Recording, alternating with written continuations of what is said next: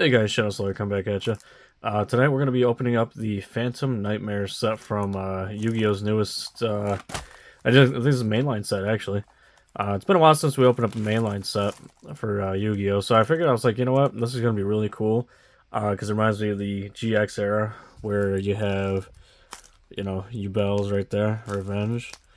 So yeah, I guess it makes her more viable, from what I understand. So... I feel like that's a pretty good set to be cracking open up for some nostalgia. Now, I do believe these come with like quarter century rares still. I think Yu-Gi-Oh will probably. It's kind of interesting because technically their 25th anniversary, I think, was the same year Yu-Gi-Oh, or I'm sorry, Pokemon was. So it's a possibility that's why they did it like a year later.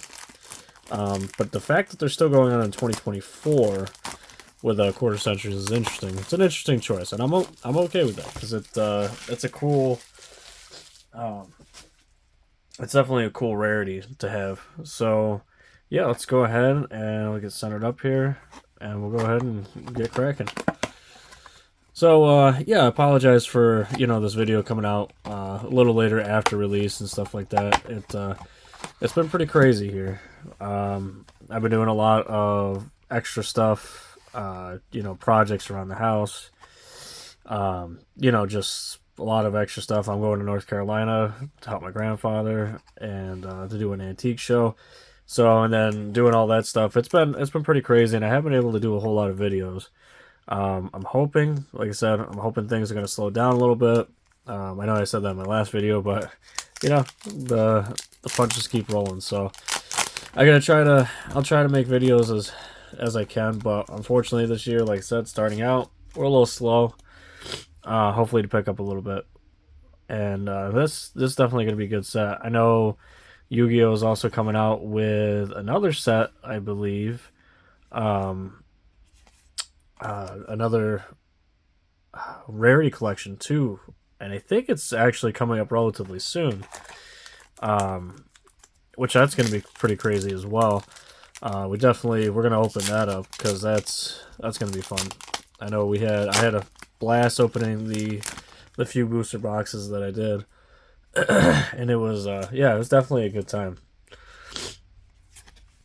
So yeah, we'll open those up, and we're gonna see, hopefully, how these go here. I'm hoping that maybe we can. I like to do more Yu-Gi-Oh content, and I like to do. I keep up with my Battle Spirit Saga. I know those videos are probably not going to do crazy or anything like that, but I do like the game. I just I haven't heard a whole lot about it. It's pretty much since release. Booster boxes are like super cheap, so if you're looking to get into opening some cheap product, that is definitely. Is that a freaking Karibo? That's hilarious. Yeah, so I think it's gonna be. I don't know. They did a whole like $1 million tournament thing, which was really cool, and they really want to back that up. Excuse me. It's just hard to beat. It's hard to beat Dragon Ball when when that's your other IP. A lot of people love it. I know we've opened up some Dragon Ball on the channel here, and I just have to say the quality of those cards are amazing. So yeah, I mean, Bandai there, they do well. So yeah, they make good cards. They have good card stock and everything like that. I know Yu-Gi-Oh has gone to a newer card stock as well, because this is definitely a little different. But there we go, Awakening of Vados. Well, yeah, it's so there's a lot of stuff coming out, and I'd still actually really want to make. And I know it probably won't be, it's super crazy, but I still want to make a comic book channel. I mean, technically, I've done comic books on this one too, but that's been a lot of stuff I've been collecting. As weekly I go, and there's some really good stories out there right now. So it's definitely one of those things where you know, I would want to make a channel on it and you know, talk some comics and stuff like that.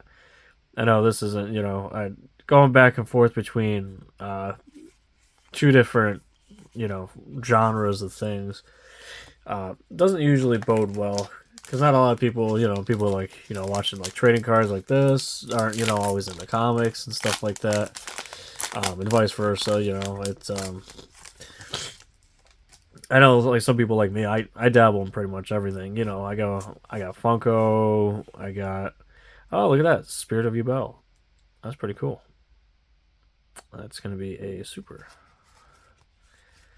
Um, but yeah, like I said, I dabble in a little bit of everything. I think that's mainly just you know the collector in me. I like to collect a lot of different things. I got you know some statues, graded comics, Funkos, video game stuff, cards, of course.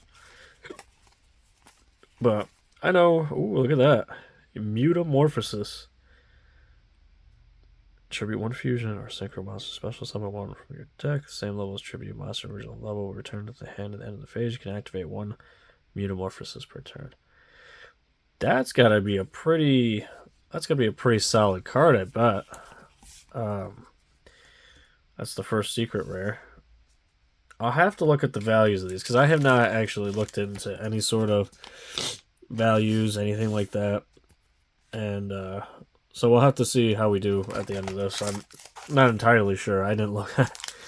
The past few things I've opened up, I haven't really looked into it before. Because sometimes, you know, I do my back research on like Pokemon and stuff like that before I open it. I'm like, okay, so that's the chase. I don't really know what the chase is on this. I don't know if it's a chase because it's a mainstream set. Like I said, I think these still have the quarter centuries, so um, yeah. So we'll see. Obviously, we're not going to pull as many quarter centuries as a rarity collection because that's not the style.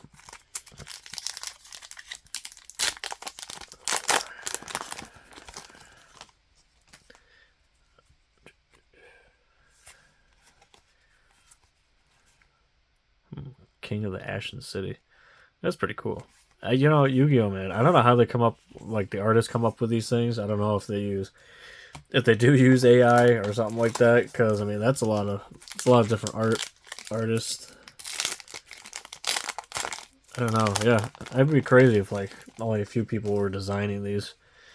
But I'm sure it says like right on the bottom here, or if it's just a studio. So then maybe it's not by individual names. Yeah, probably not. Oh, cool. What's this one? This one is Saphira, Dragon Queen of Voiceless Voice. Cool. That seems like a pretty good card. I'm not gonna read it. So that's the one thing about Yu-Gi-Oh though. You see how tiny that text is for obviously I'm zooming in a little bit on it, but um I know some people are like, man, that's a lot of text and everything like that. I'm like, it really is, and you gotta know, you know, when you play like newer Yu-Gi-Oh and stuff like that, you gotta know what you're playing, how you're playing it, because it seems to go a lot quicker. Like I said, I'm old school. Once like they started going to like synchro monsters and stuff like that, I was like, man, that's I played one game with one of my friends, and they're like, dude, this literally reading the effects of these is like taking like 20 minutes, and I'm like, yeah, you know what, you're right, you're right.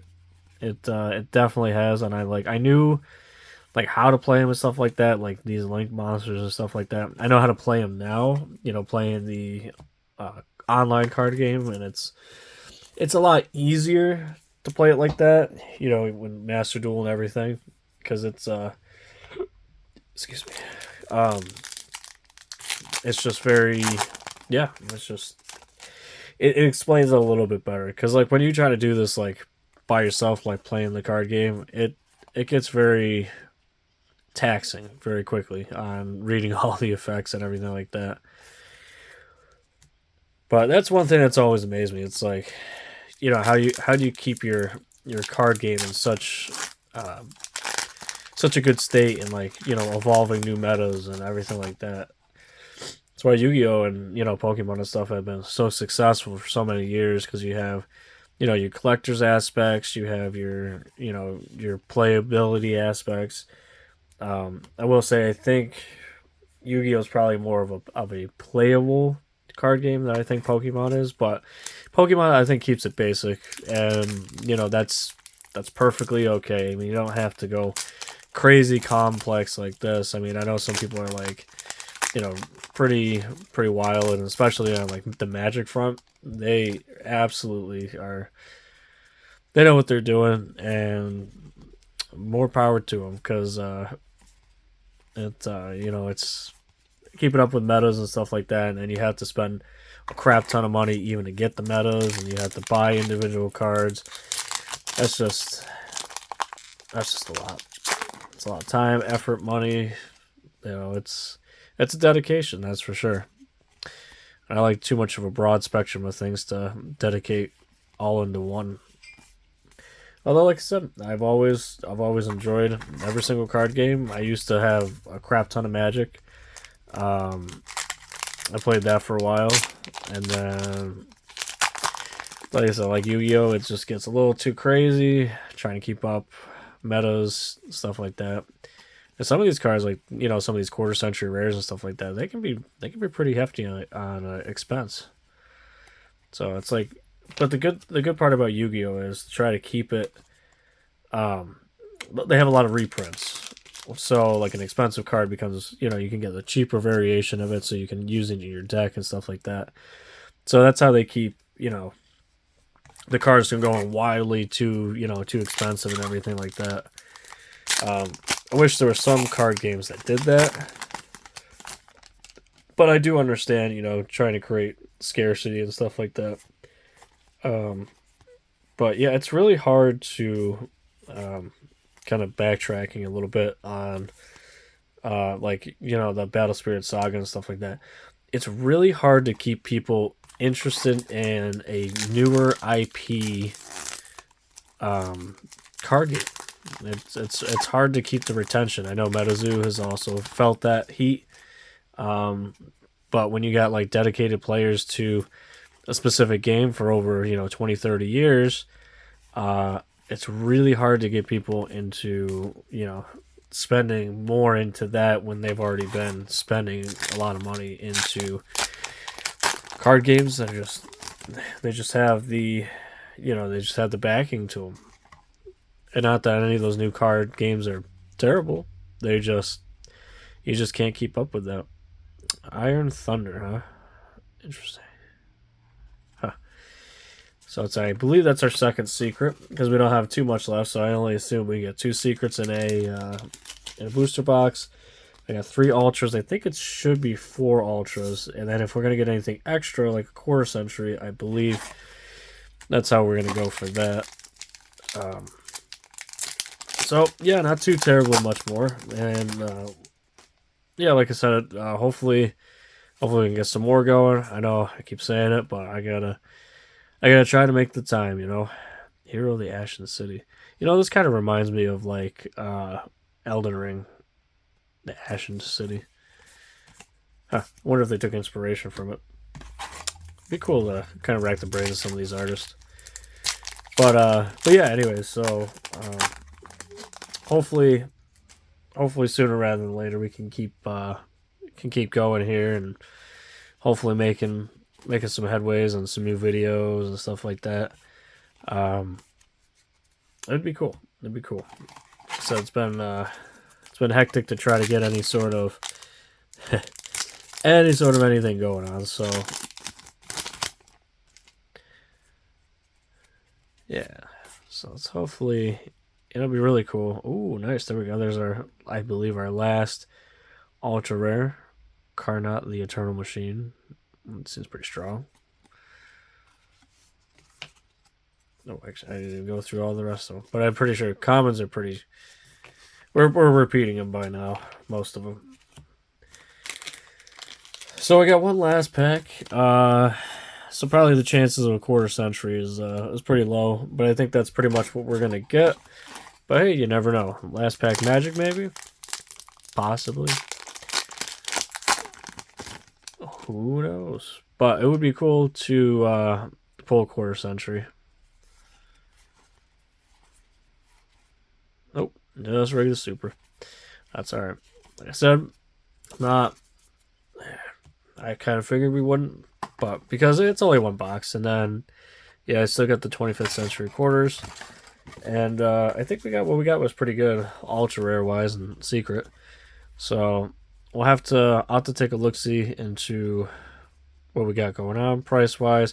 I wouldn't imagine a whole lot. Like I believe, not knowing any of the prices, I would have to say probably that one is pretty expensive, and she might be an expensive ultra, but I don't think that one would be. Yeah. So we got what, 4 of those and 2 of those. Interesting. Well, let me know down in the comments if you know which one of these would be the more expensive and or the most playable. I would like to know that too. What would be the most playable card? Because I feel like if I had to choose the most playability, it would be her. I don't usually those cards that are like big like that usually aren't very playable. But maybe these magic and trap cards are a little bit, or spell cards. Yeah, magic cards. Old school, see. Um, but yeah, so hopefully we did get a good box there. Said, let me know down in the comments, and we'll catch you on the next one. Peace.